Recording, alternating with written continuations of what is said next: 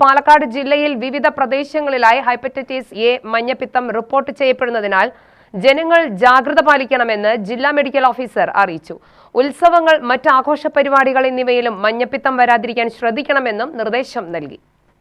പനി, ക്ഷീണം, വിശപ്പില്ലായ്മ, വയറിളക്കം, മഞ്ഞ നിറത്തിലുള്ള മൂത്രം, ചർമ്മത്തിലും കണ്ണിലും മഞ്ഞ നിറം എന്നിവയാണ് പ്രധാന ലക്ഷണങ്ങൾ.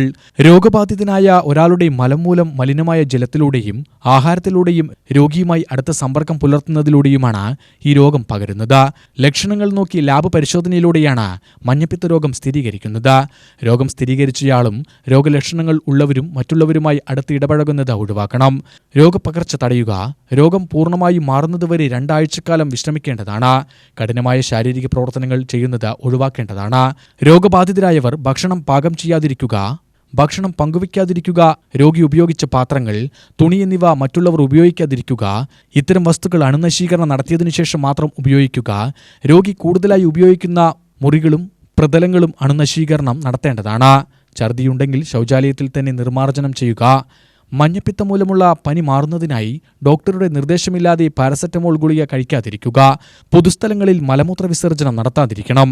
കുട്ടികളുടെ മലം, തുറസായ സ്ഥലം, കുളിമുറി, വാഷ് ബേസിൻ എന്നിവിടങ്ങളിൽ ഉപേക്ഷിക്കാതെ ശൗചാലയത്തിൽ മാത്രം സംസ്കരിക്കണമെന്നും DMO അറിയിച്ചു. UTV news, Palakkad.